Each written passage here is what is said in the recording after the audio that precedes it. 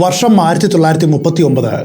ഇറ്റലിയിലെ കലാബ്രിയൻ മലനിരകളുടെ താഴ്വരയിൽ സ്ഥിതി ചെയ്യുന്ന കട്ടൻസാരോ എന്ന ചെറിയൊരു ഗ്രാമം. രണ്ടാം ലോക മഹായുദ്ധത്തിന്റെ കാഹളങ്ങൾ കേട്ടു തുടങ്ങിയിട്ടില്ല. അതിനു തൊട്ടു മുൻപുള്ള സമയമാണ്. ഒലിവു മരങ്ങൾ നിറഞ്ഞ കുന്നിൻ ചെരിവുകളും പുരാതനമായ കൽപ്പാതകളും നിറഞ്ഞ മനോഹരമായ നഗരമാണ് കട്ടൻസാരോ. ജനുവരി മാസത്തിലെ ഒരു തണുത്ത സായാഹ്നത്തിൽ 17-കാരിയായ മരിയ തലാരിക്കോ തന്റെ മുത്തശ്ശിയോടൊപ്പം പതിവ് നടത്തത്തിന് ഇറങ്ങിയതായിരുന്നു. അവർ ആ പട്ടണത്തിന്റെ ഹൃദയഭാഗത്തുള്ള ഒരു വലിയ പാലത്തിന്റെ അടുത്തെത്തി. ആ പാലത്തിന് താഴെയായിട്ടൊരു പുഴ ഒഴുകുന്നുണ്ട്. പെട്ടെന്ന് പാലത്തിന്റെ മധ്യഭാഗത്തെത്തിയപ്പോൾ മരിയ നിശ്ചലയായി. അവളുടെ ശ്വാസം വേഗത്തിലായി. മുത്തശ്ശി എന്തെങ്കിലും ചോദിക്കും മുൻപ് മരിയ പാലത്തിന്റെ കൈവരി പിടിച്ച് താഴേക്ക് പുഴയുടെ ഒരു പ്രത്യേക കോണിലേക്ക് അവൾ തുറച്ചു നോക്കി. അവളുടെ കണ്ണുകളിൽ ഭയം നിറഞ്ഞു. ആ നിമിഷം ഒരു അദൃശ്യ ശക്തി ബാധിച്ചതുപോലെ, അല്ലെങ്കിൽ പ്രേതബാധ ഏറ്റതുപോലെ മരിയ നിലവിളിച്ചു. എന്നിട്ട് പാലത്തിന്റെ തറയിലേക്ക് വീണു. ബോധരഹിതയായ മരിയയെ നാട്ടുകാർ ചേർന്ന് അവളുടെ വീട്ടിലെത്തിച്ചു. ഗ്രാമത്തിലെ ഡോക്ടർ എത്തി പരിശോധിച്ചു. ക്ഷീണം കൊണ്ടായിരിക്കാം, അദ്ദേഹം വിധി എഴുതി. മണിക്കൂറുകൾക്ക് ശേഷം മരിയ കണ്ണു തുറന്നു. അതിനുശേഷം അവൾ ചെയ്ത പ്രവൃത്തികൾ അവിടെയുള്ളവരുടെ രക്തം മരവിപ്പിക്കുന്നതായിരുന്നു. അവൾ കണ്ണു തുറന്നത് ഒരു പെൺകുട്ടിയായിട്ടല്ല, മറിച്ച് വളരെ ദേഷ്യമുള്ളൊരു പുരുഷനായിട്ടാണ്. അവളുടെ മനോഹരമായ ശബ്ദം ഇപ്പോൾ മാറിയിരിക്കുന്നു. പരുക്കൻ ഭാവത്തിൽ മുരൾച്ചയോടെ അവൾ സംസാരിക്കുവാൻ തുടങ്ങി. ചുറ്റും നിൽക്കുന്ന തന്റെ പ്രിയപ്പെട്ടവരെ അവൾക്ക് ആ സമയത്ത് തിരിച്ചറിയുവാനായിട്ട് കഴിഞ്ഞില്ല. തന്റെ അമ്മയെ നോക്കി അവൾ പുരുഷ ശബ്ദത്തിൽ അലറി, "നിങ്ങൾ എൻ്റെ അമ്മയല്ല. എൻ്റെ അമ്മ താമസിക്കുന്നത് തടികൊണ്ടുണ്ടാക്കിയ ഒരു ചെറിയ വീട്ടിലാണ്. അവരുടെ പേര് കാതറിന വെരാൾഡി എന്നാണ്. എൻ്റെ പേര് പേപ്പെ എന്നാണ്. പേപ്പെ വെരാൾഡി. എന്തിനാണ് എന്നെ നിങ്ങളിവിടെ കെട്ടിയിട്ടിരിക്കുന്നത്?" പേപ്പെ എന്ന പേര് കേട്ടതും നാട്ടുകാർ പരസ്പരം നോക്കി. ആ കൂട്ടത്തിലുള്ള മുതിർന്നവരുടെ മുഖം വിളറി. കാരണം അവർക്ക് പേപ്പെ അറിയാമായിരുന്നു. കൃത്യം 3 വർഷം മുൻപ്, അതായത് 1936 ഫെബ്രുവരി 13-ന് ഇതേ പാലത്തിന് താഴെയായിട്ട് മരിച്ച നിലയെ കണ്ടെത്തിയ ഒരു യുവാവായിരുന്നു പെപ്പെ വെരാൾഡി. അന്നത്തെ പോലീസ് റിപ്പോർട്ട് പ്രകാരം അതൊരു ആത്മഹത്യയായിരുന്നു. ഒരു പക്ഷേ കടക്കണി മൂലമോ അല്ലെങ്കിൽ പ്രണയ നൈരാശ്യം മൂലമോ അയാൾ പുഴയിൽ ചാടി ആത്മഹത്യ ചെയ്തു. ഇതായിരുന്നു പോലീസിന്റെ നിഗമനം. എന്നാൽ ഇവിടെ ഇതാ, മരിച്ച 3 വർഷത്തിന് ശേഷം ഒരു പെൺകുട്ടിയിലൂടെ അയാൾ വീണ്ടും സംസാരിക്കുന്നു. സംഭവം പട്ടണത്തിൽ പാട്ടായി. ആളുകൾ മരിയയുടെ വീടിന്റെ മുൻപിൽ തടിച്ചുകൂടി. മരിയയുടെ പെരുമാറ്റം പൂർണ്ണമായിട്ടും പെപ്പയുടേതിന് സമാനമായിരുന്നു. അവൾ വൈനും സിഗരറ്റും ആവശ്യപ്പെട്ടു. സാധാരണയായിട്ട് മരിയ സിഗരറ്റിന്റെ ഗന്ധം പോലും ഇഷ്ടപ്പെടാത്തവളാണ്. എന്നാൽ ഇപ്പോഴിതാ അവൾ ഒരു മുതിർന്ന പുരുഷനെ പോലെ പുകവലിക്കുന്നു, മദ്യം കുടിക്കുന്നു. അവിടെയുള്ളവരെ അമ്പരപ്പിച്ചുകൊണ്ട് അവൾ ഒരു കടലാസും പേനയും ആവശ്യപ്പെട്ടു. എന്നിട്ടതിൽ വേഗത്തിൽ ചില കാര്യങ്ങൾ എഴുതി. ആ കത്ത് കണ്ട പെപ്പയുടെ പഴയ സുഹൃത്തുക്കൾ ഞെട്ടിപ്പോയി. അത് മരിയയുടെ കൈയക്ഷരമല്ലായിരുന്നു, മറിച്ച് മരിച്ചുപോയ പെപ്പെ വെരാൾഡിയുടെ അതേ കൈയക്ഷരമായിരുന്നു. മരിയയ്ക്ക് ഒരിക്കലും അറിയുവാനായിട്ട് സാധ്യതയില്ലാത്ത പെപ്പയുടെ സ്വകാര്യ കാര്യങ്ങളും സുഹൃത്തുക്കളുടെ പേരുകളും അവൾ വിളിച്ചു പറഞ്ഞു. അതിൽ തന്നെ ടോട്ടോ, തൊമാസോ, റൊസാരിയോ, ഏലിയോ തുടങ്ങിയ പേരുകൾ അവൾ നിരന്തരം ആവർത്തിച്ചുകൊണ്ടിരുന്നു. അവരെ തനിക്കിപ്പോൾ കാണണമെന്ന് വാശി പിടിച്ചു. ഈ വാർത്തയറിഞ്ഞ് മരിച്ചുപോയ പെപ്പയുടെ യഥാർത്ഥ അമ്മയായ കാതറീന വെരാൾഡി മരിയയുടെ വീട്ടിലെത്തി. മരിയ ആ വൃദ്ധയെ കണ്ടതും മൂടിച്ചൊന്ന് കെട്ടിപ്പിടിച്ചു. "അമ്മേ, എന്നെ അവർ കൊന്നതാണ്" എന്ന് പറഞ്ഞ് പൊട്ടിക്കരഞ്ഞു. ചുറ്റും നിന്നവർ ഞെട്ടിപ്പോയി. ഒരു കൊലപാതകത്തിന്റെ രഹസ്യമാണ് അന്ന് അവിടെ ചുരുളഴിഞ്ഞത്. മരിയ, അല്ലെങ്കിൽ മരിയായിലൂടെ സംസാരിക്കുന്ന പെപ്പെ, തനിക്ക് എന്താണ് സംഭവിച്ചത് എന്നും താൻ എങ്ങനെയാണ് മരിച്ചതെന്നും തൻ്റെ അമ്മയോടും അവിടെ കൂടിയ ജനങ്ങളോടും പറഞ്ഞു. അതിങ്ങനെയായിരുന്നു: "അമ്മേ, ഞാൻ പുഴയിൽ ചാടിയതല്ല. എൻ്റെ സ്വന്തം സുഹൃത്തുക്കളാണ് അന്ന് രാത്രി എന്നെ അവിടേക്ക് വിളിച്ചു വരുത്തിയത്. അവരെന്നെ ചതിച്ചു. ഒരു ഇരുമ്പ് വടി കൊണ്ട് അവർ എൻ്റെ തലക്കടിച്ചു. ഞാൻ ബോധരഹിതനായി. ഞാൻ ബോധം കെട്ട് നിലത്തേക്ക് വീണപ്പോൾ അവർ എന്നെ പുഴയിലേക്ക് വലിച്ചെറിഞ്ഞു. എന്നിട്ട് അതൊരു ആത്മഹത്യയാണെന്ന് വരുത്തി തീർക്കുവാനായിട്ട് എൻ്റെ വസ്ത്രങ്ങൾ പാലത്തിന് മുകളിൽ വെച്ചു. ടോട്ടോ ആയിരുന്നു അതിന് നേതൃത്വം നൽകിയത്. അവനാണ് എൻ്റെ തലയിൽ ഇരുമ്പ് വടി കൊണ്ട് അടിച്ചത്." ഇത്രയും പറഞ്ഞു കഴിഞ്ഞതും മരിയ ഒരു ഭ്രാന്തിയെപ്പോലെ വീട്ടിൽ നിന്നും ഇറങ്ങി ഓടി. അവൾ നേരെ ചെന്നത് അതേ പഴയ പാലത്തിലേക്കായിരുന്നു. പിന്നാലെ നാട്ടുകാരും ഓടി. പാലത്തിന്റെ കൈവരി കയറി നിന്നുകൊണ്ട് അവൾ താഴേക്ക് നോക്കി ഇങ്ങനെ അലറി, "എന്നെ വിടൂ, നിങ്ങൾ എന്തിനാണ് എന്നെ ഉപദ്രവിക്കുന്നത്?" ഇത്രയും പറഞ്ഞ ശേഷം അവൾ പാലത്തിന്റെ താഴേക്ക് ഇറങ്ങി ഓടി. എന്നിട്ട് ഒരു സ്ഥലത്ത് എത്തിയിട്ട് കമിഴ്ന്നു കിടന്നു. അന്ന് എന്താണോ സംഭവിച്ചത് അതിന്റെ പുനരാവിഷ്കാരമായിരുന്നു അവൾ അന്ന് അവിടെ നടത്തിയത്. താഴെ പുഴക്കരയിൽ കിടക്കുന്ന മരിയെ കണ്ടതും എല്ലാവരും ഒരു നിമിഷം സ്തംഭിച്ചു. 3 വർഷം മുൻപ് പെപ്പയുടെ ജഡം ഏത് ആകൃതിയിലാണോ അവിടെ കിടന്നത്, കൃത്യം അതേ രീതിയിലാണ് മരിയയും അതേ സ്ഥലത്ത് തന്നെ കിടക്കുന്നത്. പെട്ടെന്ന് പെപ്പയുടെ അമ്മ ഓടിച്ചെന്ന് മരിയയുടെ തലയിൽ തലോടി. "മകനെ, നിന്റെ ആഗ്രഹം സാധിച്ചു. ഇനി നീ പെൺകുട്ടിയെ വിട്ടുപോവുക," അവർ കരഞ്ഞു പറഞ്ഞു. അത്ഭുതമെന്ന് പറയട്ടെ, ഇത് കേട്ടതും മരിയ പെട്ടെന്ന് കണ്ണു തുറന്നു. അതോടൊപ്പം അവൾ സാധാരണ മരിയയായിട്ട് മാറി. തനിക്ക് എന്ത് സംഭവിച്ചു എന്നതിനെക്കുറിച്ച് അവൾക്കപ്പോൾ യാതൊരു ഓർമ്മയുമില്ലായിരുന്നു. അതിശയിപ്പിക്കുന്ന കാര്യം, അവൾക്ക് പെപ്പയെക്കുറിച്ച് യാതൊരു അറിവുമില്ലായിരുന്നു. അതൊരു കൊലപാതകമാണോ അതോ ആത്മഹത്യയാണോ എന്ന് ഒട്ടും തന്നെ അറിയില്ലായിരുന്നു. എന്നാൽ മരിയയിലൂടെ പുറത്തു വന്ന ഈ സത്യം വിശ്വസിക്കുവാനായിട്ട് പോലീസിന് വലിയ പ്രയാസമായിരുന്നു. കാരണം ഒരു പ്രേതബാധ തെളിവായിട്ട് ചൂണ്ടിക്കാണിച്ച് ആരെയും അറസ്റ്റ് ചെയ്യുവാനായിട്ട് നിയമം അനുവദിക്കില്ല. മരിയ പേരെടുത്ത് പറഞ്ഞ ആ സുഹൃത്തുക്കളാവട്ടെ അപ്പോഴേക്കും ആ നഗരം വിട്ടു പോയിരുന്നു. ടോട്ടോ എന്നറിയപ്പെടുന്ന ലൂയി മാർഷറ്റ് അർജന്റീനയിലേക്ക് നാട് വിട്ടുപോയി. ഏലിയോ മരിച്ചു പോയിരുന്നു. മിച്ചമുള്ള 2 പേർ ഇവരാണ്, ടൊമാസോ, റൊസാരിയോ. ഇവർ എവിടെയാണെന്ന് ആർക്കും അറിയില്ല. വർഷങ്ങൾ വീണ്ടും കടന്നുപോയി. ലോകം യുദ്ധത്തിന്റെ ദുരിതങ്ങളിലേക്ക് നീങ്ങി. മരിയ തലാരിക്കോയുടെ സംഭവം ഒരു പഴയ കഥയായിട്ട് മാറി. ആളുകളിത് മറന്നു തുടങ്ങി. കാരണം അവർക്ക് ആകുലപ്പെടുവാനായിട്ട് വേറെയും നിരവധി കാരണങ്ങളുണ്ടായിരുന്നു. എന്നാൽ 1951 ഒരു സംഭവമുണ്ടായി. ഈ സംഭവം ഉണ്ടായിട്ട് കൃത്യം 12 വർഷങ്ങൾക്ക് ശേഷം അർജന്റീനയിലെ ടുഗുമാനിൽ നിന്നും ഒരു കത്ത് പെപ്പയുടെ അമ്മയെ തേടിയെത്തി. അത് അയച്ചത് ടോട്ടോ ആയിരുന്നു. അയാൾ ആ സമയത്ത് മരണക്കിടക്കയിലായിരുന്നു. തൻ്റെ പാപങ്ങൾ ഇറക്കി വയ്ക്കാതെ അയാൾക്ക് മരിക്കുവാനായിട്ട് കഴിയുമായിരുന്നില്ല. ആ കത്തിൽ അയാൾ എഴുതിയത് ഒരു കൺഫെഷനായിരുന്നു. കാതറീന അമ്മേ, എന്നോട് ക്ഷമിക്കുക. 12 വർഷം മുൻപ് നിങ്ങളുടെ മകൻ മരിയ എന്ന പെൺകുട്ടിയിലൂടെ പറഞ്ഞത് ഞാൻ മറ്റൊരാൾ വഴി അറിഞ്ഞിരുന്നു. അവൾ അന്ന് പറഞ്ഞത് സത്യമാണ്. ഞാനാണ് അവനെ കൊന്നത്. എൻ്റെ ഭാര്യ അലീനയുമായിട്ട് അവൻ അവിഹിത ബന്ധമുണ്ടായിരുന്നു. ഇതറിഞ്ഞ ഞാനും മറ്റ് 3 സുഹൃത്തുക്കളും ചേർന്ന് അവനെ ഇരുമ്പ് വടി കൊണ്ട് അടിച്ചു കൊലപ്പെടുത്തി. എന്നിട്ട് പുഴയിലെറിഞ്ഞു. ഇത്രയും കാലം ഞാൻ ഈ രഹസ്യം ഉള്ളിലൊതുക്കി ജീവിച്ചു. പക്ഷേ ഇപ്പോൾ എൻ്റെ ആത്മാവ് നീറുകയാണ്. മരിക്കും മുൻപായിട്ട് എനിക്കിത് പറഞ്ഞേ പറ്റൂ. തൻ്റെ കുറ്റസമ്മതത്തിൻ്റെ ഒപ്പം അയാൾ തൻ്റെ സമ്പാദ്യം മുഴുവനും പേപ്പയുടെ അമ്മയ്ക്ക് പ്രായശ്ചിത്തമായിട്ട് നൽകുകയും ചെയ്തു. ആ കത്ത് ലഭിച്ചതോടെ മരിയ തലാരിക്കോയിലൂടെ നടന്നത് വെറും ഒരു മാനസിക വിഭ്രാന്തി അല്ലെന്നും മറിച്ച് നീതി തേടിയുള്ള ഒരു ആത്മാവിന്റെ തിരിച്ചുവരവാണെന്നും ലോകം ഉറപ്പിച്ചു. മരിയ തലാരിക്കോയുടെ കഥ ഇന്നും പാരാനോർമൽ ഗവേഷകർക്കിടയിലെ ഒരു വിസ്മയമാണ്. ഒരു പെൺകുട്ടി എങ്ങനെയാണ് താൻ കണ്ടിട്ടില്ലാത്ത, തനിക്കറിയാത്ത ഒരാളുടെ കൈയക്ഷരത്തിൽ എഴുതുക? ഒരു കൊലപാതകത്തിന്റെ പിന്നിലെ രഹസ്യങ്ങൾ അവൾ എങ്ങനെ കൃത്യമായിട്ട് പറഞ്ഞു? ഈ ചോദ്യത്തിന് കൃത്യമായിട്ടുള്ള മറുപടിയില്ല. എന്നാൽ കട്ടൻ സാരോയിലെ ആ പാലം ഇന്നും ഈ സംഭവത്തിന് സാക്ഷിയായിട്ട് നിലനിൽക്കുന്നു. നീതി എന്നത് ഭൂമിയിലെ നിയമപുസ്തകങ്ങളിൽ മാത്രമല്ല, പ്രപഞ്ചത്തിന്റെ അദൃശ്യമായ താളുകളിലും എഴുതപ്പെട്ടിരിക്കുന്നു എന്നതിന്റെ ഉത്തമ ഉദാഹരണമാണ് മരിയ തലാരിക്കോയുടെ കഥ. ഇനി രണ്ടാമത്തെ കഥയിലേക്ക് കിടക്കാം. ഗോസ്റ്റ് ഇൻ ദ വെൽ, അതാണ് ഈ കഥയുടെ പേര്. 1921 വേനൽക്കാലം, രാത്രി സമയം. കാൾ ലോഗിസ് എന്ന യുവാവ് ഒഹായോയിലെ ഗ്രാമപ്രദേശത്ത് താൻ പുതിയതായിട്ട് വാങ്ങിയ ഫാമിലൂടെ നടക്കുകയാണ്. ഉറങ്ങുവാനായിട്ട് പോകും മുൻപ് അവസാനമായിട്ട് തന്റെ കുതിരകളെയും കന്നുകാലികളെയും ഒന്ന് പരിശോധിക്കുവാനായിട്ട് പോവുകയായിരുന്നു അദ്ദേഹം. കാളിന്റെ അരയിൽ ഒരു തോക്കും മറുകൈയിൽ ഒരു റാന്തൽ വിളക്കും ഉണ്ടായിരുന്നു. അങ്ങനെ ഫാമിലൂടെ നടക്കുന്ന കാൾ തന്റെ വീടും ഫാം ഹൗസും തൊഴുത്തും കിണറും ആ വലിയ പറമ്പുമെല്ലാം വലിയ സന്തോഷത്തോടെ നോക്കിക്കണ്ടു. തന്റെ സമ്പാദ്യമോർത്ത് വലിയ അഭിമാനം തോന്നി. കാരണം ഇതെല്ലാം കാൾ ലോഗിസ് സ്വന്തം അധ്വാനം കൊണ്ടുണ്ടാക്കിയതാണ്. സ്വന്തമായിട്ടൊരു ഫാം, അത് കാളിന്റെ വലിയൊരു സ്വപ്നമായിരുന്നു. ഭാഗ്യത്തിന് വളരെ കുറഞ്ഞ വിലയ്ക്കാണ് അദ്ദേഹത്തിന് ഈ ഫാം കിട്ടിയത്. അതിന് കാരണം ഈ ഉടമകൾ എങ്ങനെയെങ്കിലും ഈ തലവേദന ഒന്ന് വിറ്റ് ഒഴിവാക്കുവാനായിട്ട് മത്സരിക്കുകയായിരുന്നു. കാളാവട്ടെ ഇതൊരു മികച്ച അവസരമായിട്ട് കണ്ടു. അയാൾ വേഗം തന്നെ ചുളുവിലയ്ക്ക് ഈ പ്രോപ്പർട്ടി വാങ്ങി. എന്തുകൊണ്ടാണ് അവർ ഈ സ്ഥലം തിടുക്കത്തിൽ വിറ്റ് ഒഴിവാക്കുന്നത്? അതിന്റെ കാരണം എന്താണ്? അതൊന്നും കാളിന് അറിയില്ല, അറിയേണ്ട കാര്യവുമില്ല. എന്ത് കാരണമായാലും അയാൾ അതൊന്നും കാര്യവുമാക്കിയില്ല. തനിക്ക് വളരെ ലാഭത്തിൽ ഈ സ്ഥലം കിട്ടി, അതുമാത്രമാണ് അയാൾ ചിന്തിച്ചത്. തന്റെ കന്നുകാലികളും കുതിരകളും കിടക്കുന്ന തൊഴുത്തിനു നേർക്ക് കാൾ നടന്നു. ഓർക്കുക, ആ സമയത്ത് പുറത്ത് നല്ല ഇരുട്ടാണ്. രാത്രി വളരെ വൈകിയിരിക്കുന്നു. പെട്ടെന്ന് തന്റെ കഴുത്തിന് പിന്നിലെ രോമങ്ങൾ എഴുന്നു നിൽക്കുന്നതായിട്ട് കാളിന് തോന്നി. ആരോ തന്നെ നിരീക്ഷിക്കുന്നുണ്ട് എന്ന ശക്തമായ തോന്നൽ അദ്ദേഹത്തിനുണ്ടായി. കാൾ അവിടെ തനിച്ചാണ് താമസം. അദ്ദേഹവും ആ മൃഗങ്ങളും മാത്രമാണ് അവിടെ ഉള്ളത്. അതുകൊണ്ട് അദ്ദേഹത്തെ നിരീക്ഷിക്കുവാൻ അവിടെ അടുത്ത ആരെങ്കിലും ഉണ്ടാകുവാനായിട്ട് യാതൊരു സാധ്യതയുമില്ല. എങ്കിലും തന്റെ ഉള്ളിലുണ്ടായ വിചിത്രമായി തോന്നൽ കാരണം നിന്നിടത്ത് തന്നെ അല്പസമയം കൂടി അയാൾ നിന്നു.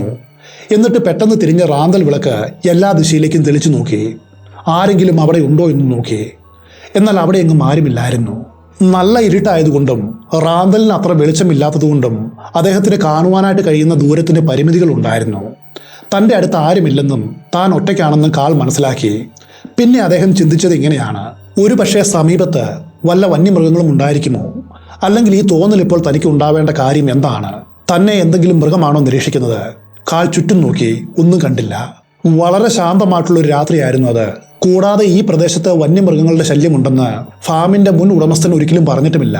അതുകൊണ്ട് താൻ വെറുതെ ഭയപ്പെടുകയാണെന്ന് അയാൾ സ്വയം സമാധാനിച്ചു. അദ്ദേഹം ഈ സ്ഥലത്ത് പുതിയതാണ്. ഇവിടെയുള്ള കാലാവസ്ഥയും ചുറ്റുപാടുകളും പുതിയതാണ്. അതുകൊണ്ടായിരിക്കാം ഈ തോന്നൽ. കാൾ ലോഗി സ്വയം സമാധാനിച്ചു. എന്നിട്ട് പറഞ്ഞു, നീ വെറുതെ ഓരോന്ന് ചിന്തിച്ചു കൂട്ടുകയാണ്. തൊഴുത്തിൽ പോയിട്ട് മൃഗങ്ങളെ നോക്കിയിട്ട് സമാധാനമായിട്ട് കിടന്നുറങ്ങ്. നേരം വിളിക്കുമ്പോൾ എല്ലാം ശരിയാവും. അങ്ങനെ കാൾ തൊഴുത്തിലേക്ക് നടന്നു. അകത്ത് കയറി മൃഗങ്ങൾക്ക് രാത്രിയിലേക്ക് വേണ്ട കാര്യങ്ങളെല്ലാം ചെയ്തു. കുറച്ച് നിമിഷങ്ങൾ അദ്ദേഹം അവിടെ ചെലവഴിച്ചു. എന്നാൽ അവിടെയുള്ള പണികളെല്ലാം തീർത്തു കഴിഞ്ഞപ്പോൾ തനിക്ക് ചുറ്റുമായിട്ട് ആരോ ഉണ്ടെന്ന ആ പഴയ തോന്നലും തന്നെ ആരോ നിരീക്ഷിക്കുന്നുണ്ടെന്ന വിചാരവും വീണ്ടും ശക്തമായിട്ട് അനുഭവപ്പെട്ടു. കാൾ ലോഗീസ് തൊഴുത്തിന്റെ വാതിലിലൂടെ പുറത്തേക്ക് നോക്കി. ഒന്നും കണ്ടില്ല. പുറത്ത് കൂരിട്ടാണ്. അയാൾ തൊഴുത്തിന്റെ ഉള്ളിലൂടെ കണ്ണോടിച്ചു. എല്ലാം പഴയതുപോലെയാണ്. താൻ വെറുതെ ഭയപ്പെടുകയാണെന്നും എല്ലാം ഓക്കെയാണെന്നും വീണ്ടും സ്വയം പറഞ്ഞു. എങ്കിലും കാളിന്റെ ഉള്ളിൽ നല്ല ഭയമുണ്ടായിരുന്നു. തന്റെ പറമ്പിലൂടെ ആ ഇരുട്ടിലൂടെ ഫാം ഹൗസിലേക്ക് തിരിച്ച് തനിയെ നടക്കണമല്ലോ എന്നോർത്തപ്പോൾ അയാൾക്കൊരു പേടി തോന്നി. എങ്കിലും പരമാവധി ധൈര്യം സംഭരിച്ചു. റാന്തൽ വിളക്ക് കയ്യിലെടുത്തു. അരയിലുള്ള തോക്ക് ഭദ്രമായിട്ട് അവിടെ തന്നെ ഉണ്ടെന്ന് ഉറപ്പുവരുത്തി. എന്നിട്ട് തൊഴുത്തിന്റെ വാതിലും കടന്ന് വീടിന് നേർക്ക് വേഗത്തിൽ നടക്കുവാൻ തുടങ്ങി. നടക്കുമ്പോൾ അദ്ദേഹം രണ്ടു വശത്തേക്കും നോക്കുന്നുണ്ടായിരുന്നു. ആരെങ്കിലും അവിടെയുണ്ടോ എന്ന് ഉറപ്പുവരുത്തുവാനായിട്ട് അയാൾ പ്രത്യേകമായിട്ട് ശ്രദ്ധിച്ചു. എന്നാൽ ആരെയും കണ്ടില്ല.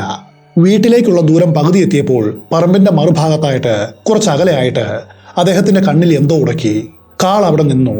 തന്റെ റാന്തൽ വിളക്ക് ആ ഭാഗത്തേക്ക് തിരിച്ചു.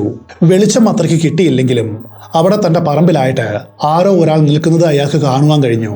ഈ കാഴ്ച കണ്ട് കാൾ വല്ലാതെ പരിഭ്രാന്തനായി. റാന്തൽ വിളക്കം പിടിച്ച് ആ വ്യക്തിയെ നോക്കി അയാൾ അല്പസമയം അങ്ങനെ തന്നെ നിന്നു. അതൊരു വെളുത്ത രൂപമായിരുന്നു. അതവിടെ അനങ്ങാതെ നിന്ന് കാളിനെ തന്നെ നോക്കുകയാണ്. ആ രൂപം അവിടെയുള്ള കിണറിന്റെ അടുത്തായിരുന്നു നിന്നത്. ഒരു നിമിഷം തരിച്ചു നിന്ന കാൾ പെട്ടെന്ന് സമനില വീണ്ടെടുത്തു. അയാൾ വിളിച്ചു ചോദിച്ചു, ഹേയ്, നിങ്ങൾ ആരാണ്? നിങ്ങൾ എന്താണ് ഇവിടെ ചെയ്യുന്നത്? ആ രൂപം അനങ്ങിയില്ല, പ്രതികരിച്ചതുമില്ല. അത് അവിടെ നിന്നുകൊണ്ട് കാളിനെ തന്നെ നോക്കി. എന്നിട്ട് തിരിഞ്ഞ് കാളിൽ നിന്നും അകന്ന് കിണറിന്റെ അടുത്തേക്ക് കൂടുതൽ നീങ്ങുവാൻ തുടങ്ങി. ഈ സമയത്ത് കാളിന് എന്താണ് സംഭവിക്കുന്നത് എന്ന് യാതൊരു രൂപവും ഉണ്ടായിരുന്നില്ല. ഈ വ്യക്തി തീർച്ചയായിട്ടും തന്റെ ഫാമിൽ അതിക്രമിച്ചു കയറി ഏതോ ഒരു കള്ളനാണെന്ന് അദ്ദേഹം വിചാരിച്ചു. അവൻ മുൻപേ തന്നെ ഇവിടെ എത്തിയിട്ടുണ്ടാവും. തനിക്ക് നേരത്തെ ഉണ്ടായ തോന്നൽ ശരിയാണ്. അവൻ ഇവിടെ ഉണ്ടായിരുന്നു, എന്നെ നിരീക്ഷിക്കുകയായിരുന്നു. അവന്റെ ഉദ്ദേശം എന്താണ്? തന്നെ കൊള്ളയടിക്കുവാനായിട്ടായിരിക്കുമോ? കാൾ വേഗം തന്റെ തോക്കെടുത്തു. എന്നിട്ട് ആ രൂപത്തിന് പിന്നാലെ ഓടുവാൻ തുടങ്ങി. ഓട്ടത്തിന്റെ ഇടയിൽ റാന്തൽ വിളക്ക് അങ്ങോട്ടും ഇങ്ങോട്ടും മാറുന്നുമുണ്ട്. അപ്പോൾ ആ വെളുത്ത രൂപം കാഴ്ചയിൽ നിന്നും മറഞ്ഞു. കിണറിന്റെ അടുത്ത് എത്തിയപ്പോഴേക്കും ആ രൂപം അപ്രത്യക്ഷമായിരുന്നു. കാളിനെ ഒന്നും മനസ്സിലായില്ല. അതാരാണ്? അയാൾ എവിടേക്കാണ് പോയത്? ഒരു പിടിയുമില്ല. രാത്രിയിൽ അവൻ വീണ്ടും തിരിച്ചു വരുമോ? തന്റെ വീട്ടിൽ കയറുവാനായിട്ട് ശ്രമിക്കുമോ? ഒന്നും അറിയില്ല. ഓടി വന്ന കിതപ്പോടെ ആ കിണറിന്റെ അടുത്ത് നിന്നുകൊണ്ട് തന്റെ കയ്യിൽ തോക്കുണ്ടെന്നും അത് പ്രയോഗിക്കുവാനായിട്ട് തനിക്ക് ഭയമില്ലെന്നും ഇനി മേലിൽ ഇവിടേക്ക് വന്നേക്കരുത് എന്നും ഉറക്കെ വിളിച്ചു പറയുവാൻ മാത്രമാണ് അയാൾക്ക് ആകെപ്പാടെ ചെയ്യുവാൻ കഴിഞ്ഞത്. എന്നാൽ ഇരുട്ടിലേക്ക് നോക്കി ഈ ഭീഷണികൾ മുഴക്കിയിട്ടും യാതൊരു മറുപടിയും ഉണ്ടായില്ല. പിന്നെ ആ വെളുത്ത രൂപത്തെ അവിടെയെങ്ങും കണ്ടുമില്ല. എല്ലാ വശങ്ങളിലും കനത്ത ഇരുട്ടും നിശബ്ദതയും മാത്രമായിരുന്നു അവശേഷിച്ചത്. കുറച്ചു നേരം കാൾ ആ കിണറിന്റെ അടുത്ത് നിന്നു. ആ രൂപം വീണ്ടും വരുന്നുണ്ടോ എന്ന് പ്രതീക്ഷിച്ചുകൊണ്ട് അദ്ദേഹം ചുറ്റും നോക്കി. പക്ഷെ അത് തിരിച്ചു വന്നില്ല. ഒടുവിൽ കാര്യങ്ങളെല്ലാം ശാന്തമായെന്ന് തോന്നിയപ്പോൾ കാൾ വെട്ടിത്തിരിഞ്ഞു. എന്നിട്ട് തന്റെ ഫാം ഹൗസിലേക്കുള്ള ബാക്കി ദൂരം എങ്ങനെയൊക്കെ ഓടിത്തള്ളി. ഒരു പ്രകാരത്തിൽ വാതിലും തുറന്ന് അകത്ത് കയറി വാതിൽ പൂട്ടി. പിറ്റേന്ന് രാവിലെ ഉറക്കം ഉണർന്നപ്പോൾ തലേ ദിവസം രാത്രിയിൽ സംഭവിച്ചത് എന്താണെങ്കിലും അതൊരു തോന്നലാണെന്ന് സ്വയം വിശ്വസിപ്പിക്കാനായിട്ട് ശ്രമിച്ചു. അത് ചിലപ്പോൾ സമീപത്തുള്ള അന്തർമുഖനായിട്ടുള്ള അയൽക്കാരൻ വല്ലതുമായിരിക്കാം. അല്ലെങ്കിൽ താൻ വിചാരിച്ചതുപോലെ ഏതെങ്കിലും കള്ളനോ മറ്റോ ആയിരിക്കാം. തന്റെ കയ്യിൽ തോക്കുണ്ടെന്നും അത് പ്രയോഗിക്കുമെന്നുമുള്ള ഭീഷണി കേട്ട് അവൻ പേടിച്ചോടിയതായിരിക്കാം. എന്തായാലും ഇനി ഒരിക്കലും ആ വ്യക്തിയെ താൻ കാണുവാനായിട്ട് പോകുന്നില്ല എന്ന് കാൾ സ്വയം പറഞ്ഞു. ഈ വിഷയം ഇവിടെ അവസാനിച്ചുവെന്ന് അയാൾ ആശ്വസിച്ചു. എന്നാൽ അവിടെയാണ് കാളിനെ തെറ്റിയത്. അന്നു മുതൽ പിന്നീട് വന്ന ഒരു വർഷത്തോളം കാലം മിക്കവാറും എല്ലാ രാത്രികളിലും കൃത്യം 9:30 മൃഗങ്ങളെ നോക്കുവാനായിട്ട് കാൾ തൊഴുത്തിലേക്ക് പോകുന്ന സമയത്ത് അയാൾ ആ രൂപത്തെ കാണുവാനായിട്ട് തുടങ്ങി. അത് ആരാണെന്നോ അയാൾക്ക് എന്താണ് വേണ്ടതെന്നോ കാളിന് മനസ്സിലായില്ല. ചോദിച്ചു മനസ്സിലാക്കുവാനും കഴിഞ്ഞില്ല. കാരണം ഈ രൂപം എപ്പോഴും ഒരകലം പാലിച്ചു. കാൾ അടുത്തേക്ക് വരുംതോറും അത് അകന്നകന്നുപോയി. എല്ലാ രാത്രിയിലും പറമ്പിന്റെ ഒരു വശത്തായിട്ട് കാൾ തൊഴുത്തിൽ നിന്നും പുറത്തേക്ക് വരുമ്പോഴൊക്കെ അയാളെ നിരീക്ഷിച്ചുകൊണ്ട് ആ രൂപം നിന്നിരുന്നു. അയാൾ അതിനെ നോക്കി അലറുകയും അതിനു നേരെ ഓടുകയും ചെയ്തു. എന്തിനേറെ, ഒരു തവണ അദ്ദേഹം അതിനു നേരെ വെടിയും വെച്ചു. അപ്പോഴെല്ലാം ആ രൂപം ഒന്നും പറയാതെ കാളിൽ നിന്നും അകന്നകന്ന് കിണറിന്റെ ഭാഗത്തേക്ക് നീങ്ങും. അതായിരുന്നു പതിവ്. അവിടെ എത്തുമ്പോൾ അത് അപ്രത്യക്ഷമാവും. ഇത് പ്രേതമൊന്നുമല്ല, എല്ലാം തന്റെ തോന്നലാണെന്ന് സ്വയം വിശ്വസിപ്പിക്കുവാനായിട്ട് അയാൾ ആഗ്രഹിച്ചു. ചിലപ്പോൾ തന്റെ പറമ്പിൽ സ്ഥിരമായിട്ട് എന്നും വരുന്ന ഒരാളായിരിക്കും ഇത്. എല്ലാ രാത്രിയിലും തന്റെ പിടിയിൽ നിന്നും അവൻ രക്ഷപ്പെടുകയായിരിക്കും. അങ്ങനെ കരുതുവാനായിരുന്നു കാളിന് ഇഷ്ടം. കാരണം കാൾ അന്ധവിശ്വാസിയോ അതുപോലെ പാരാനോർമൽ തുടങ്ങിയ കാര്യങ്ങളിൽ ഒട്ടും വിശ്വസിക്കുന്ന ആളോ ആയിരുന്നില്ല. വൈകാതെ താൻ സ്ഥിരമായിട്ട് കാണുന്നത് ഒരു പ്രേതത്തെയാണെന്ന് അദ്ദേഹത്തിന് തോന്നുവാൻ തുടങ്ങി. അല്ലാതെ മറ്റെന്തായിരിക്കും അത്? എല്ലാ രാത്രിയും താൻ അടുത്തേക്ക് വരുമ്പോൾ തന്നിൽ നിന്നും അകന്ന് അപ്രത്യക്ഷമാകുന്ന വെളുത്ത രൂപം അതൊരു പ്രേതമല്ലാതെ മറ്റെന്താണ്? ഈ ഫാമിന്റെ മുൻ ഉടമസ്ഥർ വളരെ വില കുറച്ചാണ് തനിക്കിത് വിറ്റതെന്നും അയാൾ ഓർത്തു. അവർക്ക് ഈ വസ്തു എങ്ങനെയെങ്കിലും ഒന്ന് ഒഴിവാക്കിയാൽ മതിയായിരുന്നു എന്ന ഭാവമായിരുന്നു. താൻ ഇപ്പോൾ കാണുന്ന ഈ കാഴ്ചകളും അവർ ഈ സ്ഥലം ഉപേക്ഷിച്ച് പോയതും തമ്മിൽ എന്തെങ്കിലും ബന്ധമുണ്ടോ എന്ന് കാൾ സംശയിച്ചു. ഇതിനിടയിൽ കാൾ ഒരു കാര്യം മനസ്സിലാക്കി. താൻ കാണുന്ന ഈ കാഴ്ച എല്ലാ ദിവസവും വളരെ കൃത്യമായിട്ട് നടക്കുന്ന ഒരു പ്രതിഭാസമാണ്. എല്ലാ രാത്രിയും കൃത്യം 9:30 ആകുമ്പോൾ ഈ പ്രേതം അവിടെ വരും. എന്നാൽ അത് കാളിനെയോ അദ്ദേഹത്തിന്റെ മൃഗങ്ങളെയോ ശല്യം ചെയ്തില്ല. ഇത് ഭയപ്പെടുത്തുന്ന ഒരു യാഥാർത്ഥ്യമാണെങ്കിലും വൈകാതെ അദ്ദേഹം അതുമായിട്ട് പൊരുത്തപ്പെട്ടു. പ്രേതവുമായിട്ടുള്ള ഈ കൂടിക്കാഴ്ച അദ്ദേഹത്തിന്റെ ജീവിതത്തിന്റെ ഒരു ഭാഗമായിട്ട് മാറി. എല്ലാ ദിവസവും നമ്മൾ കുളിക്കില്ലേ, ആഹാരം കഴിക്കില്ലേ, അതുപോലെ അയാൾ ഇതിനെ കാണുവാനായിട്ട് തുടങ്ങി. വൈകാതെ പ്രേതത്തെ കാണുമ്പോൾ ഹായ് ഹൗ ആർ യു എന്ന് ചോദിക്കുന്ന അവസ്ഥയിലെത്തി കാര്യങ്ങൾ. എല്ലാം പഴയതുപോലെ ശാന്തമായിട്ട് പോകുവാൻ തുടങ്ങി. എന്നാൽ 1922 ഓഗസ്റ്റ് 1 വരെ മാത്രമായിരുന്നു ആ ശാന്തത. അതിനുശേഷം കഥ മാറി. കാൾ ഈ സ്ഥലം വാങ്ങിയിട്ട് കൃത്യം 1 വർഷമാകുന്ന ദിവസമായിരുന്നു അത്. അന്ന് കാൾ ഒരു കാര്യം പ്രത്യേകമായിട്ട് ശ്രദ്ധിച്ചു. തന്റെ കുതിരകളും കന്നുകാലികളും വെള്ളം കുടിക്കുന്നത് നിർത്തിയിരിക്കുന്നു. അദ്ദേഹം 1 വർഷമായിട്ട് അവർക്ക് കൊടുക്കുന്ന കിണറ്റിലെ വെള്ളം തന്നെയാണ് അന്നും നൽകിയത്. ഇതിനു മുൻപ് മൃഗങ്ങൾക്ക് ആ വെള്ളം കുടിക്കുന്നതിൽ യാതൊരു പ്രശ്നവുമില്ലായിരുന്നു. എന്നാൽ ആ ദിവസം അവരത് കുടിച്ചില്ല. വെള്ളത്തിന് ചുറ്റുമായിട്ട് നടന്ന മൃഗങ്ങൾ വെപ്രാളം കാണിച്ചു. ആ വെള്ളത്തിൽ അവരെ അസ്വസ്ഥരാക്കുന്ന എന്തോ ഒന്നുള്ളതുപോലെ. കാൾ ആ വെള്ളം രുചിച്ചു നോക്കി. അദ്ദേഹത്തിന് കുഴപ്പം തോന്നിയില്ല. ചിലപ്പോൾ കിണറ്റിൽ അവർക്ക് കുടിക്കുവാനായിട്ട് കഴിയാത്ത എന്തെങ്കിലും വസ്തു വീണിരിക്കും അയാൾ വിചാരിച്ചു. അതുകൊണ്ട് കിണർ വൃത്തിയാക്കുവാനായിട്ട് തീരുമാനിച്ചു. കിണറിലെ അഴുക്ക് വെള്ളം മുഴുവനും വറ്റിച്ചു കളഞ്ഞ് അത് വീണ്ടും നിറയ്ക്കണം. അപ്പോൾ കാര്യങ്ങളെല്ലാം പഴയതുപോലെയാവും. അടുത്ത ദിവസം ഏതാനും ജോലിക്കാരെ സംഘടിപ്പിച്ച് എല്ലാ ദിവസവും പ്രേതം അപ്രത്യക്ഷമാകുന്ന കിണർ വറ്റിക്കുവാൻ തുടങ്ങി. വെള്ളം വറ്റി തുടങ്ങിയപ്പോൾ ആ കിണറിന്റെ അടിയിലാട്ടി എന്തോ ഉണ്ടെന്ന് അവർക്ക് തോന്നി. കാൾ തിരിച്ചറിഞ്ഞു, കിണറിന്റെ അടിത്തട്ടിൽ എന്തോ കിടപ്പുണ്ട്. അതെന്താണെന്ന് വ്യക്തമായിട്ട് കാണുവാനും കഴിയുന്നില്ല. എന്നാൽ അവസാനം വെള്ളം തീരെ കുറഞ്ഞപ്പോൾ അതിന്റെ അടിയിലുള്ള വസ്തു വളരെ വ്യക്തമായിട്ട് കണ്ടു. അത് കണ്ടതും കാൾ ചെയ്ത കാര്യം ഇതാണ്. അയാൾ അവിടെ നിന്നും ഇറങ്ങി ഓടി. എന്നിട്ട് ആ സ്ഥലത്തെ ഷെരീഫിനെ വിളിച്ചുകൊണ്ടുവന്നു. 5 വർഷങ്ങൾക്ക് മുൻപ് ഈ ഫാമിന്റെ ഉടമ ഫ്രാങ്ക് ലൂർമാൻ എന്ന ഒരാളായിരുന്നു. ഫ്രാങ്കിന് നിരവധി തൊഴിലാളികൾ ഉണ്ടായിരുന്നു. അതിൽ ഹെൻറി ലിപ്പൻസ്റ്റിക് എന്നൊരു യുവാവും ഉണ്ടായിരുന്നു. ഒരു ദിവസം ഈ ഹെൻറിയെ കാണാതായി. അയാൾ എവിടേക്ക് പോയെന്ന് മറ്റുള്ള ജോലിക്കാർക്കും അറിയില്ല. ഹെൻറിയുടെ അടുത്ത ബന്ധുക്കളോ സുഹൃത്തുക്കളോ ആരും ആ പ്രദേശത്തില്ല. അതുകൊണ്ട് അന്വേഷിക്കുവാനും വഴിയില്ല. സ്വാഭാവികമായിട്ടും ഹെൻറി നാടുവിട്ടു പോയെന്നാണ് ഗ്രാമത്തിലുള്ള എല്ലാവരും കരുതിയത്. എന്നാൽ ഫ്രാങ്കിന്റെ അയൽക്കാരിയായ ഒരു സ്ത്രീ അന്നത്തെ ഷെരീഫിനോട് ഇങ്ങനെ പറഞ്ഞിരുന്നു, തനിക്ക് ഈ കഥയിൽ വിശ്വാസമില്ല. അവൻ നാട് വിടുവാനായിട്ട് യാതൊരു കാരണവുമില്ല. ഫ്രാങ്ക് ഹെൻറിയെ എന്തെങ്കിലും ചെയ്തിരിക്കും. അവൾക്ക് ഇങ്ങനെ ഒരു സംശയം തോന്നുവാനുള്ള കാരണം ഇതായിരുന്നു. ഫ്രാങ്കും ഹെൻറിയും പണത്തിന്റെ പേരിൽ എപ്പോഴും വഴക്കിട്ടിരുന്നു. അവർക്കിടയിൽ എപ്പോഴും വലിയ പ്രശ്നങ്ങളുണ്ടായിരുന്നു. ഈ ആരോപണത്തിൽ എന്തെങ്കിലും സത്യമുണ്ടോ എന്ന് കണ്ടെത്തുവാനായിട്ട് അന്ന് ഷെരീഫ് ഫ്രാങ്കിനെ കുറിച്ച് അന്വേഷിച്ചിരുന്നു. എന്നാൽ പോലീസ് അന്വേഷണം തുടങ്ങിയ സമയത്ത് ഫ്രാങ്ക് തന്റെ വസ്തുവകകൾ വിറ്റ് അവിടെ നിന്നും മാറി താമസിച്ചു. ഹെൻറിയുടെ തിരോധാനം ഒരു ക്രൈമാണോ എന്ന് സംശയിക്കുവാനായിട്ട് യാതൊരു തെളിവുമില്ല.